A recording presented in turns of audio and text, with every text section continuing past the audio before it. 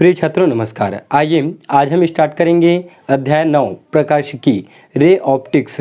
तो पिछले क्लास में मतलब अभी तक मैं आपको पढ़ाया हूँ विद्युत चुंबकीय तरंगे तक अध्याय 8 तक। तो वहाँ तक आपसे जो भी टॉपिक छूटा होगा उस टॉपिक को आप देख सकते हैं। फिजिक्स 12th का प्लेलिस्ट बना हुआ है, उसमें आपको सारे टॉपिक मिल जाएंगे। और यदि आप हमारे चैनल पर नए हैं तो चैनल को सब्सक्राइब जरूर करें, साथ ही साथ बेल आइकन को भी प्रेस कर लीजिए, जिससे मैं इसी तरह के वीडियो अपलोड करूंगा तो उसका नोटिफिकेशन सबसे पहले आपको मिल जाएगा। तो आइए स्टार्ट करते हैं प्रकाशिकी अध्याय 9A। ठीक, तो प्रकाशिकी में हम 5 चैप्टर पढ़ेंगे। ठीक, 9A B C D E। तो आज स्टार्ट करेंगे हम 9A को। इस चैप्टर का नाम है प्रकाश का परावर्तन, रिफ्लेक्शन ऑफ लाइट। ठीक, तो सिंपल है, आप 10th से पढ़ चुके हैं प्रकाश परावर्तित कैसे होता है। फिर भी चलिए हम इसको स्टार्ट से देखते हैं। तो फर्स्ट टॉपिक है हमारा, छोटा सा है, छोटी छोटी डेफिनेशन है। आज की क्लास में मैं आपको पूरी तरह से बेसिक बताऊंगा, जिसमें मैं पूरी परिभाषा, जितने भी छोटे छोटे डेफिनेशन होते हैं वे सभी चीज़ मैं आज आपको बताऊंगा। तो सबसे पहले देख लेते हैं प्रकाशिकी। ठीक, प्रकाशिकी के अंतर्गत में प्रकाशिकी होता क्या है। प्रकाशिकी भौतिकी की वह शाखा है जिसके अंतर्गत प्रकाश से संबंधित जितने भी घटनाएं होती हैं, प्रकाश से संबंधित घटना होती है परावर्तन। क्या होता है? परावर्तन। ठीक, अपवर्तन, व्यतिकरण, विवर्तन। विवर्तन। ठीक, तो परावर्तन की घटना होती है प्रकाश से। ठीक, अपवर्तन होता है, व्यतिकरण होता है, ध्रुवण होते हैं, विवर्तन होते हैं, इत्यादि घटनाओं के बारे में हम अध्ययन करेंगे। ठीक, प्रकाश से संबंधित होने वाली घटनाएं जैसे परावर्तन, अपवर्तन, व्यतिकरण, ध्रुवण, विवर्तन आदि के बारे में हम अध्ययन करेंगे। इसे प्रकाशिकी कहते हैं। तो इस चैप्टर में मतलब चैप्टर 9 में हम इसके बारे में पढ़ेंगे। ठीक, व्यतिकरण, ध्रुवण, विवर्तन ये चैप्टर 10 में मिलेगा आपको। ठीक, अब प्रकाशिकी की 2 शाखाएं होती हैं। एक होता है पहला किरण प्रकाशिकी, जिसे हम रे ऑप्टिक्स कहते हैं, किरण प्रकाशिकी। ठीक, और सेकंड होता है तरंग प्रकाशिकी।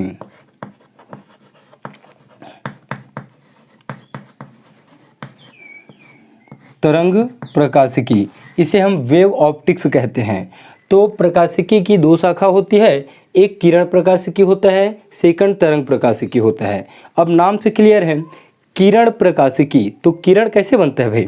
जब 2 बिंदु आपस में मिलते हैं, ये फर्स्ट बिंदु और ये सेकंड बिंदु, तो 2 बिंदु को जब मिलाने वाली रेखा को ही हम किरण कहते हैं, मतलब रेखा कहते हैं। तो ये जो प्रकाश बिंदु है वो यहाँ से यहाँ तक जाएगा तो एक रेखा की तरह व्यवहार करेगा। ठीक, एक किरण की तरह व्यवहार करेगा। तो किरण प्रकाशिकी में प्रकाश जो है वो किरण की भांति व्यवहार करता है। ठीक, जिसमें हम परावर्तन, अपवर्तन इत्यादि के बारे में देखेंगे। उसके बाद होता है आपका तरंग प्रकाशिकी, वेव ऑप्टिक्स। तो तरंग प्रकाशिकी में प्रकाश क्या होती है? तरंग की भांति व्यवहार करती है। प्रकाश की जो प्रकृति है वो तरंग की भांति व्यवहार करती है तरंग प्रकाशिकी में। अब तरंग कैसे बनता है? नॉर्मल आप देखे होंगे, जब तालाब में हम पत्थर मारते हैं, तालाब में पत्थर मारते हैं, तो ऐसे जब यहाँ पे पत्थर मारते हैं तो इसके अगल बगल में इस तरह से क्या होता है, इस तरह से बनते जाता है। इसी को कहते हैं हम तरंग। प्रकाश का भी होता है। घर में देखे होंगे, छोटा बहुत थोड़ा सा यदि छेद रहता है तो वहाँ से प्रकाश आता है। तो प्रकाश आता है तो हमको लगता है कि वो थोड़ा सा तरंग की तरह व्यवहार कर रहा है। ठीक, तो तरंग प्रकाशिकी में प्रकाश जो है वो तरंग की भांति व्यवहार करता है।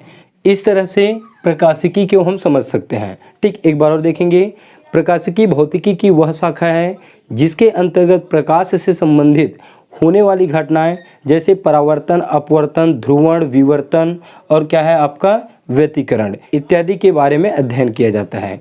प्रकाशिकी की 2 शाखाएं होती हैं, एक होती है किरण प्रकाशिकी, सेकंड होती है तरंग प्रकाशिकी। किरण प्रकाशिकी में प्रकाश किरण की तरह व्यवहार करता है, तरंग प्रकाशिकी में जो प्रकाश है वो तरंग की भांति व्यवहार करता है। अब हम देखते हैं प्रकाश का परावर्तन। ठीक, प्रकाश का परावर्तन।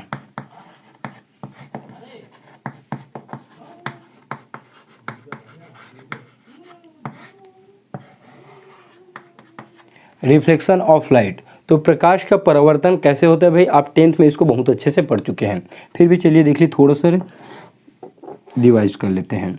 नाम दे देता हूँ मैं M1 और इसका नाम दे देता हूँ M2। ठीक, ये मिरर है, समझो दर्पण है, समतल दर्पण। अब इस दर्पण पर हम एक अभिलंब ले लेते हैं। ठीक, ये मैं एक काम करता हूँ, सबसे पहले यहाँ से एक प्रकाश आपतित कराता हूँ मैं इस अभिलंब की पृष्ठ पर, ये। ठीक, इसको नाम दे देते हैं हम आपतित किरण। ठीक, क्योंकि ये आपतित हो रहा है, आपतित किरण।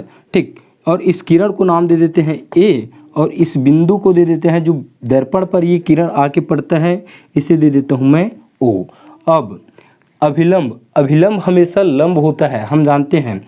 ठीक, जो किसी भी चीज़ के ऊपर हम जब लंब डालें तो कितने अंश का कोण बनाता है, 90 अंश का कोण बनाता है। तो अभिलंब इस पर भी होगा, तो अभिलंब क्या होगा, इसमें भी लंब रहेगा इस तरह से, ये इस तरह से। ठीक, अभिलंब को नाम दे देता हूँ मैं N। अब ध्यान दीजिए, प्रकाश किरण ऐसे आपतित हुआ है, तो जिस तरह से आपतित हुआ है वो उसी तरह से क्या होती है, दूसरी तरफ परावर्तित होती है। मतलब इस दिशा में ये परावर्तित हो जाती हैं। ठीक, इस किरण को कहेंगे हम परावर्तित किरण, परावर्तित किरण। ठीक, ये आपतित किरण है, ये परावर्तित किरण है, और ये जो बीच में है वो क्या है, अभिलंब है, और ये एक दर्पण है जिसे हम पालिश से लेप कर देते हैं। अब ध्यान दीजिए, आपतित किरण और अभिलंब, इसको भी नाम लिख देता हूँ मैं अभिलंब। ठीक, ये इस किरण को दे देता हूँ B। आपतित किरण और अभिलंब के बीच में जो कोण बनता है, मतलब यहाँ पे, ठीक, आपतित किरण और अभिलंब के साथ जो कोण बनता है उसे हम आपतन कोण कहते हैं I। ठीक, इंसिडेंट एंगल कहते हैं, आपतन कोण कहते हैं I। अभिलंब और आपतित किरण के बीच में जो कोण बनता है उसे आपतन कोण कहते हैं, और अभिलंब और परावर्तित किरण के बीच में जो कोण बनता है उसे परावर्तन कोण कहते हैं R। क्या कहते हैं, परावर्तन कोण कहते हैं। इस तरह से प्रकाश किरण आपतित होती है। तो जब प्रकाश किरण AO किसी सतह पर या तल पर आपतित होता है तो वह उसी माध्यम में परावर्तित हो जाता है, और इस घटना को ही कहते हैं हम प्रकाश का परावर्तन। क्या कहते हैं, प्रकाश का परावर्तन। प्रकाश किरण का किसी सतह से टकराकर उसी माध्यम में वापस जाना प्रकाश का परावर्तन कहलाता है। ठीक, डेफिनेशन लिख सकते हो आप, जब प्रकाश किरण किसी सतह पर टकराकर उसी माध्यम में वापस चला जाता है तो उसे प्रकाश का परावर्तन कहते हैं। ठीक, ये हुआ प्रकाश का परावर्तन। आपतन कोण आप जान चुके हैं, अभिलंब और आपतित किरण के बीच के कोण को हम आपतन कोण कहते हैं, और अभिलंब और परावर्तित किरण के बीच के कोण को परावर्तन कोण कहते हैं। ठीक, ये तो हो गया इसका परिभाषा। तो ये हुआ प्रकाश के परावर्तन का परिभाषा, और ये छोटा सा इसका आरेख है। अब हम देखते हैं परावर्तन के नियम। परावर्तन के नियम, परावर्तन के नियम ये कहते हैं कि आपतित किरण और परावर्तित किरण के मतलब आपतन कोण और परावर्तन कोण दोनों आपस में बराबर होते हैं। अर्थात आपतन कोण और परावर्तन कोण दोनों आपस में बराबर होते हैं, मतलब कोण I किसके बराबर होगा, कोण R का बराबर होगा। ठीक, तो इसका पहला नियम है आपतन कोण और परावर्तन कोण सदैव बराबर होते हैं। ठीक, पहला। दूसरा, आपतित किरण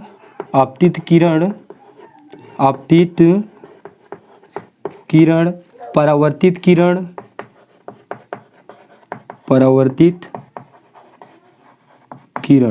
और अभिलंब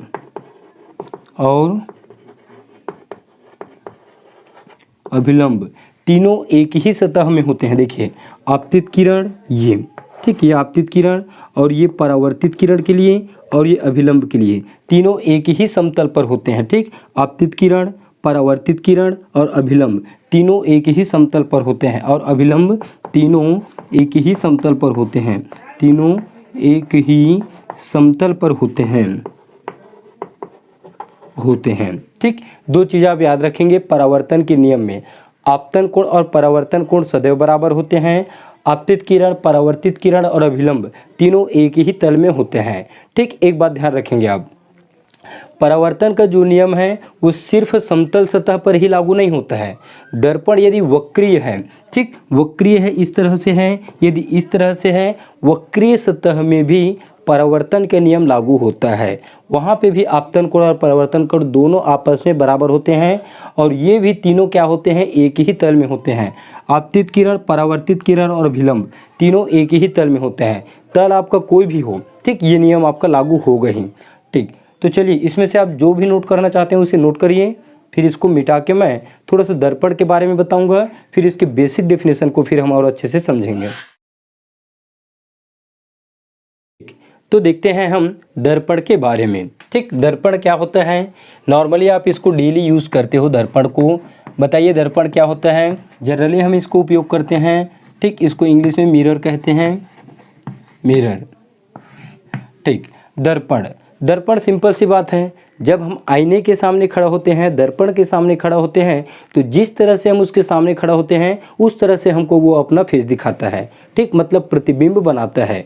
तो इसका डेफिनेशन हम इस तरह से दे सकते हैं, दर्पण अपने पर संपूर्ण आपतित किरण को, ठीक, हम आपतित होते हैं दर्पण के ऊपर, तो क्या करता है वो, जैसा हम आपतित होते हैं वैसा ही हमको प्रतिबिंब दिखाता है, तो उसी को कहेंगे हम दर्पण। तो डेफिनेशन इसका लिख सकते हैं हम, दर्पण एक ऐसा युक्ति है जो अपने पर आपतित संपूर्ण प्रकाश किरण को परावर्तित कर देता है।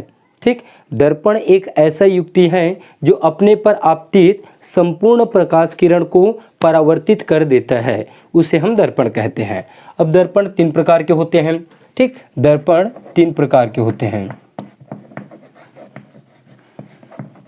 3 प्रकार के होते हैं। ठीक, पहला होता है समतल दर्पण। समतल दर्पण, ध्यान दीजिए, तो समतल दर्पण हम उस दर्पण को कहते हैं जिसका परावर्तक पृष्ठ समतल होता है। अर्थात ये मैं दर्पण ले लेता हूँ एक ठो समतल दर्पण, ये पॉलिश सतह है इसका, ठीक, जहाँ पे पॉलिश हुआ रहता है ये, और इसको कहते हैं हम परावर्तक पृष्ठ, परावर्तक पृष्ठ। तो समतल दर्पण उसे कहते हैं जिसका परावर्तक पृष्ठ, देखिए ऊपर वाला पृष्ठ समतल होता है, उसे हम समतल दर्पण कहते हैं। सेकंड होता है गोलीय दर्पण। ठीक, गोलीय, तो गोलीय दर्पण जैसा नाम है वैसे इसका डेफिनेशन है। ठीक, डेफिनेशन बताने की जरूरत नहीं है, यदि कठिन रहता तो मैं आपको लिख के दे देता। देखिए समतल दर्पण, इस दर्पण का परावर्तक पृष्ठ समतल होता है। गोलीय दर्पण का परावर्तक पृष्ठ गोलीय रहेगा। ठीक, ये है एक गोलीय दर्पण जिसका ये है पॉलिश सतह और इसको कहेंगे हम परावर्तक पृष्ठ। मतलब हम इस तरह से ऐसा गोल ही बना सकते हैं हम इसको। ठीक, ये इस तरह से। ठीक, ये है इसका पॉलिश सतह जहाँ पे पॉलिश हुआ रहता है, और इस तल को कहते हैं हम, इस तल को, ठीक, इस तल को कहते हैं परावर्तक पृष्ठ। क्या कहते हैं? परावर्तक पृष्ठ। ठीक, ये इसके लिए है पॉलिश तल, और इस अंदर के भाग को कहते हैं हम परावर्तक पृष्ठ, तो इसे हम गोलीय दर्पण कहते हैं। गोलीय दर्पण के बाद हम तीसरा नंबर का देखते हैं, परवलयाकार दर्पण। ठीक, परवलयाकार दर्पण में जो दर्पण का परावर्तक पृष्ठ है वो परवलय के आकार में होता है। परवलय इस तरह का रहता है, इस तरह से। ठीक, तो ये होंगे इसका पॉलिश तल और ये कहलाएगा इसका परावर्तक पृष्ठ, अंदर का तल, परावर्तक पृष्ठ। इस तरह से दर्पण 3 प्रकार के होते हैं। पहला समतल दर्पण जिसका परावर्तक पृष्ठ समतल होता है। दूसरा गोलीय दर्पण जिसका परावर्तक पृष्ठ गोली होता है।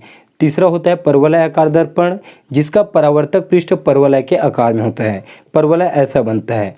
अब ध्यान दीजिए, गोलीय दर्पण के 2 प्रकार होते हैं। गोलीय दर्पण के 2 प्रकार होते हैं। ठीक, गोलीय दर्पण 2 प्रकार के होते हैं, जिसमें पहला होता है उत्तल दर्पण और दूसरा होता है अवतल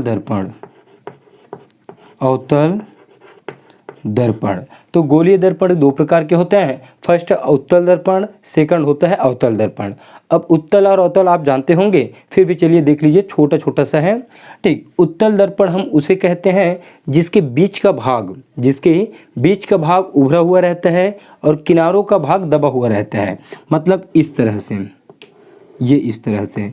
ठीक, इसके बीच का भाग ये वाला है, इसका बीच का भाग ये थोड़ा सा ऐसे उभरा हुआ रहता है और किनारे किनारे का जो भाग है वो दबा हुआ होता है, उसे हम उत्तल दर्पण कहते हैं। तो और एक बात और ध्यान देंगे, उत्तल दर्पण का जो दबा हुआ भाग है मतलब ये वाला भाग, ठीक, ये अपारदर्शी रहता है, मतलब यहाँ से हमको अच्छे से दिखाई नहीं देता है। उत्तल दर्पण का दबा हुआ भाग अपारदर्शी होता है। अब अवतल दर्पण देखिए, अवतल दर्पण का चित्र कैसा है, इस तरह से होता है, ठीक, ये इस तरह से बड़ा भी बना सकते हो, छोटा भी बना सकते हो, ठीक, ये है अवतल दर्पण। अवतल दर्पण में बीच का भाग क्या होता है, दबा हुआ रहता है और किनारे किनारे का भाग उभरा हुआ रहता है, ठीक। अवतल दर्पण में बीच का भाग दबा हुआ रहता है और किनारों का भाग उभरा हुआ रहता है। इसमें उभरा हुआ भाग ये वाला भाग, ठीक, ये वाला पार्ट और ये वाला पार्ट अपारदर्शी होता है, मतलब यहाँ से हमको कोई भी चीज़ अच्छे से क्लियर दिखाई नहीं देता है। ये हुआ गोलीय दर्पण के प्रकार, जिसमें हम उत्तल दर्पण और अवतल दर्पण के बारे में पढ़े हैं, ठीक। अब इसमें से जो भी आप नोट करना चाहते हो, वैसे तो छोटा छोटा चित्र है, डेफिनेशन बिल्कुल बताने की जरूरत नहीं है आपको, हाँ, क्योंकि बहुत आसान आसान डेफिनेशन है, ठीक। तो इसे आप नोट कर लीजिए, फिर देखेंगे हम इस चित्र से संबंधित बहुत बढ़िया बढ़िया डेफिनेशन जो हमें आगे काम देगा। तो इसे आप नोट करिए, स्क्रीनशॉट ले लीजिए। अब हम देखते हैं सबसे महत्वपूर्ण डेफिनेशन जो हमें इस चैप्टर में बहुत अधिक काम देने वाला है, मतलब इसका उपयोग हम बहुत अधिक करेंगे इन सभी डेफिनेशन का। तो मैं इसमें पढ़ाऊंगा आपको 7 डेफिनेशन, द्वारक, ध्रुव, वक्रता केंद्र, वक्रता त्रिज्या, मुख्य अक्ष और मुख्य फोकस और फोकस दूरी। ये सभी बहुत ही आसान है, बस आप वीडियो देखते रहिए, आपको ये अभी के अभी याद भी हो जाएगा, ठीक। तो स्टार्ट करते हैं हम द्वारक से। तो ध्यान दीजिए, दर्पण का द्वारक किसे कहते हैं, ठीक। तो ये है अवतल दर्पण। अवतल दर्पण कैसे दिखाई दे रहा है, ये तो आपको गोला दिखाई दे रहा है। तो अवतल दर्पण इसलिए है क्योंकि यदि मैं इस पार्ट को मिटा दूं, ठीक, इस पार्ट को मैं मिटा दूं तो ये क्या है, अवतल बन जाएगा। ऐसे इधर यदि हम और एक ले लेंगे सिरा, तो ठीक, ये क्या बन जाएगा, अवतल बन जाएगा। इसी तरह से ये क्या बन जाएगा, ऐसे हम इसको फिर बना दे तो उत्तल बनेगा, ठीक, सिंपल है। अवतल दर्पण का जो परावर्तक पृष्ठ है वो अंदर रहता है, ठीक, इसको कहेंगे हम परावर्तक पृष्ठ, और उत्तल दर्पण का परावर्तक पृष्ठ ये है। तो ये अवतल दर्पण है, इसको अब मैं नहीं लगा रहा हूँ, इसको मिटा देता हूँ, ठीक। चलिए इसको थोड़ा सा डैश डैश भले कर देता हूँ मैं, चलिए इसको डैश डैश कर दिया मैं। अब ये क्या है, हमारा अवतल दर्पण है और ये है हमारा उत्तल दर्पण। अब अवतल दर्पण में परावर्तक पृष्ठ, ठीक, इसका परावर्तक पृष्ठ ये है, तो परावर्तक पृष्ठ को ही हम कहते हैं दर्पण का द्वारक, ठीक, ये कहलाएगा दर्पण का द्वारक। इसे हम दर्शा सकते हैं x और ये दिखा दो इसको y, ठीक। तो परावर्तक पृष्ठ का जो सबसे बड़ा भाग होता है ये है इसका भाग, ठीक, सबसे बड़ा भाग ये होगा, या फिर ऐसा भी बोल सकते हो परावर्तक पृष्ठ पर सबसे बड़ी रेखा क्या कहलाती है, उसका द्वारक कहलाता है, किसका, दर्पण का। इसमें भी होगा, ये वाला पार्ट कहलाएगा इसका द्वारक, ठीक, ये x और ये y। दो दर्पण बनाने का मतलब ये है कि दोनों दर्पण में आपको सभी परिभाषा समझाऊंगा, देखिएगा। तो द्वारक सिंपल है, परावर्तक पृष्ठ के सबसे बड़े भाग को हम क्या कहते हैं, द्वारक कहते हैं। द्वारक के बाद देखिए ध्रुव, ठीक, द्वारक क्या है, x y को ही हम द्वारक कहते हैं। ध्रुव, ध्रुव मतलब होता है द्वारक का मध्य बिंदु, द्वारक का मध्य बिंदु।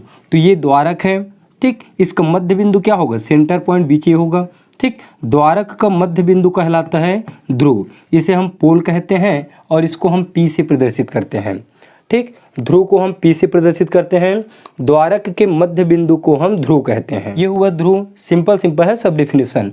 या फिर ऐसा भी बोल सकते हो गोलीय दर्पण के मध्य बिंदु, ठीक, या परावर्तक पृष्ठ के मध्य बिंदु को हम ध्रुव कहते हैं। इसका ध्रुव कहाँ पे होगा, इसका ध्रुव यहाँ पे होगा, ये P, ठीक। तो ध्रुव मतलब ये P हो गया। ध्रुव के बाद देखिए वक्रता केंद्र, सेंटर ऑफ कर्वेचर, वक्रता केंद्र, तो गोले के केंद्र को गोलीय दर्पण के वक्रता केंद्र कहते हैं, ठीक। ये एक गोला है, तो गोले के केंद्र, गोला का केंद्र यहाँ पे होगा, तो गोले के केंद्र को, ठीक, गोले के केंद्र को, ठीक, गोलीय दर्पण के वक्रता केंद्र कहते हैं। इसे हम C से प्रदर्शित करते हैं, ठीक। वक्रता केंद्र मतलब C, सेंटर ले लीजिए, वक्रता केंद्र को हम C से प्रदर्शित करते हैं। गोले के केंद्र को गोलीय दर्पण के वक्रता केंद्र कहते हैं, इस गोले के भी केंद्र को हम गोलीय दर्पण के वक्रता केंद्र कहेंगे। अब उसके बाद वक्रता केंद्र के बाद वक्रता त्रिज्या। ठीक, वक्रता त्रिज्या क्या होता है भाई? गोले की त्रिज्या को, अर्थात C और P के बीच की दूरी, ठीक यही होगा ना गोले की त्रिज्या, ये रेडियस, ये इसको कहेंगे हम वक्रता त्रिज्या R। मतलब गोले के त्रिज्या को गोलीय दर्पण की वक्रता त्रिज्या कहते हैं। ये एक गोलीय दर्पण है, ये भी एक गोलीय दर्पण है। तो गोलीय दर्पण की वक्रता त्रिज्या, जिस तरह से एक सर्कल में सभी गुण होते हैं उसी तरह इसमें भी है। ठीक, सर्कल मतलब एक वृत्त में ये केंद्र होता है, ये उसकी त्रिज्या होती है। तो यहाँ पे ये वक्रता केंद्र और इस रेखा को कहेंगे हम वक्रता त्रिज्या, ये है ध्रुव, और एक्स वाई को कहेंगे हम द्वारक। ठीक, इसमें भी ये हो जाएगा ये वक्रता त्रिज्या। अब वक्रता त्रिज्या के बाद है मुख्य अक्ष। अच्छा, वक्रता त्रिज्या को हम R से प्रदर्शित करते हैं। मुख्य अक्ष, तो मुख्य अक्ष देखिए, वक्रता केंद्र C और ध्रुव P से होकर गुजरने वाली रेखा। ठीक, वक्रता केंद्र C और ध्रुव P से होकर गुजरने वाली रेखा को हम क्या कहते हैं? मुख्य अक्ष कहते हैं। ठीक, को हम क्या कहते हैं? मुख्य अक्ष कहते हैं। इसको कहेंगे हम मुख्य अक्ष, मुख्य अक्ष। ठीक, प्रिंसिपल एक्सिस। तो वक्रता केंद्र C और ध्रुव P से होकर गुजरने वाली रेखा को मुख्य अक्ष कहते हैं। इसमें भी वक्रता केंद्र C और ध्रुव P से होकर गुजरने वाली रेखा को मुख्य अक्ष कहते हैं। मतलब उस गोलीय दर्पण का मुख्य अक्ष कहते हैं। ये होगा इसका मुख्य अक्ष, मुख्य अक्ष। मुख्य अक्ष के बाद होता है मुख्य फोकस। मुख्य फोकस बहुत अच्छा चीज़ है, इसको देखिए। ठीक, मुख्य फोकस, तो मुख्य फोकस क्या होता है? देखिए, ये है मुख्य अक्ष, ठीक, ये है मुख्य अक्ष, ये है इसका ध्रुव।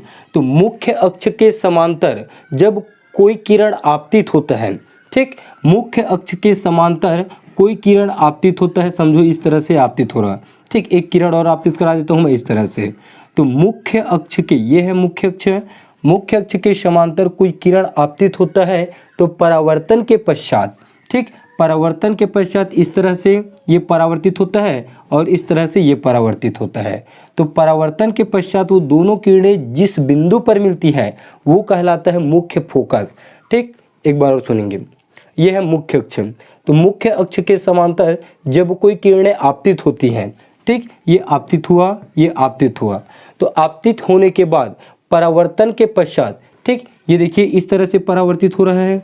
ठीक, ये इस तरह से, ये किरण इस तरह से परावर्तित हो रहा है। तो परावर्तन के पश्चात जिस बिंदु पर मिलता है वो कहलाता है मुख्य फोकस। ठीक, तो ये होगा मुख्य फोकस। इसको हम कैपिटल F से प्रदर्शित करते हैं। मुख्य फोकस को कैपिटल F से प्रदर्शित करते हैं। ध्यान रखेंगे, इन सभी चीज़ों का उपयोग हम करने वाले हैं इस चैप्टर में। मुख्य अक्ष के समांतर जब किरणें आपतित होती है तो परावर्तन के पश्चात जिस बिंदु पर मिलती है वो कहलाता है दर्पण का मुख्य फोकस। इसमें भी किरण आपतित होगा इस तरह से, इस तरह से, तो ये आपतित किरण और ये इस तरह से परावर्तित होता है, लेकिन याद रखेंगे। ठीक, उत्तल दर्पण में इस तरह से परावर्तित होता है। इन सभी चीज़ों को भी मैं आपको बताऊंगा कि किरण कैसे आपतित होता है, कैसे परावर्तित होता है, अभिलंब कैसे लेते हैं। ठीक, नेक्स्ट वीडियो में उसको पढ़ेंगे। तो ये इस तरह से परावर्तित होता है, लेकिन हम इसको क्या करते हैं, पीछे की ओर इस तरह से मिलाते हैं, इसको हम पीछे की ओर इस तरह से बढ़ाते हैं। तो यहाँ पे एक बिंदु मिलता है और यही कहलाता है मुख्य फोकस। ठीक, क्या कहलाता है? मुख्य फोकस। ठीक, इसको देखिए, ये किरण ऐसे आपतित हुआ, फिर इस तरह से परावर्तित हो गए। तो अवतल दर्पण में जो फोकस है वो क्या होता है? वास्तविक होता है। ठीक, एक बात याद रखेंगे, इसका फोकस वास्तविक होता है, वास्तविक। ठीक, अवतल दर्पण का जो फोकस है वो वास्तविक होता है। कैसे? क्योंकि ये ऐसे गया, ऐसे परावर्तित हुआ, लेकिन उत्तल दर्पण के जो फोकस है वो इसमें इस तरह से परावर्तित हो रहा है और ये इस तरह से परावर्तित हो रहा है, लेकिन हम इसको अपने मन से ले जाके ऐसे मिलाते हैं, मतलब इसको हम आभास करते हैं, इसलिए इसका जो फोकस है वो होगा आभासी। क्या होगा? आभासी होगा। ठीक, उत्तल दर्पण की फोकस आभासी होती है और अवतल दर्पण की फोकस वास्तविक होती है। आभासी होने का कारण यही है कि इसको हम अपने मन से ले जाके मिला रहे हैं, अपने आप नहीं मिल रहा है, ये मिल रहा है अपने आप, ठीक, तो अपने आप मिलता है तो वास्तविक, और हम ले जाके उसको मिलाते हैं तो वो होता है आभासी। ठीक, ये हुआ मुख्य फोकस। मुख्य फोकस के बाद है फोकस दूरी।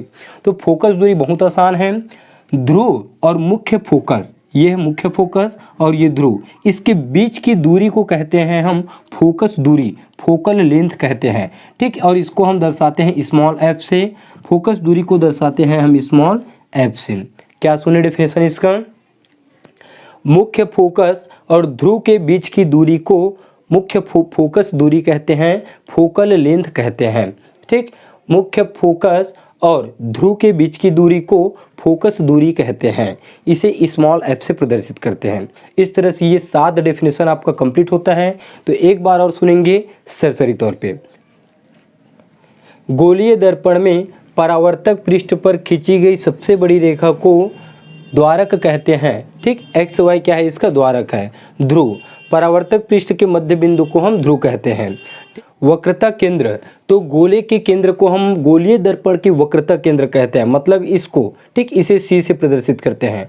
वक्रता त्रिज्या, गोले की त्रिज्या को वक्रता त्रिज्या कहते हैं, इसे कैपिटल आर से प्रदर्शित करते हैं, मतलब सी से पी के बीच की दूरी। वक्रता त्रिज्या इधर भी हो सकती है। मुख्य अक्ष, मुख्य अक्ष होता है सी और पी को मिलाने वाली रेखा। ठीक, सी और पी से होकर गुजरने वाली रेखा को मुख्य अक्ष कहते हैं। मुख्य अक्ष के बाद देखिए मुख्य फोकस। तो मुख्य फोकस क्या होता है भाई? मुख्य अक्ष के समांतर प्रकाश किरणें आपतित होती है तो परावर्तन के पश्चात जिस बिंदु पर मिलती है वह कहलाता है मुख्य फोकस, इसे कैपिटल एफ से प्रदर्शित करते हैं। फोकस दूरी, फोकल लेंथ, मुख्य फोकस और पी के बीच की दूरी को फोकस दूरी कहते हैं। इस तरह से ये 7 डेफिनेशन आपका कंप्लीट होता है। इसे आप अच्छे से समझ गए होंगे, उम्मीद करता हूँ। इसका डेफिनेशन आप बुक को देख सकते हैं। तो आज के क्लास में हम इतना ही पढ़ेंगे। तो आज का वीडियो आपको अच्छा लगा है तो लाइक करें, एक छोटा सा कमेंट भी कर दीजिए और अपने फ्रेंड लोगों को शेयर भी कर दीजिए। तो नेक्स्ट क्लास में पढ़ेंगे हम अवतल दर्पण में प्रतिबिंब कैसे बनता है। ठीक, ये बहुत ही इंपॉर्टेंट टॉपिक है, मतलब इसको यदि आप नहीं जानोगे तो आगे के टॉपिक को आप अच्छे से नहीं समझ पाओगे। तो प्रतिबिंब निर्माण हम पहले अच्छे से समझेंगे, उसके बाद फिर हम आगे बढ़ेंगे। तो फिर मिलते हैं नेक्स्ट क्लास में नए वीडियो के साथ।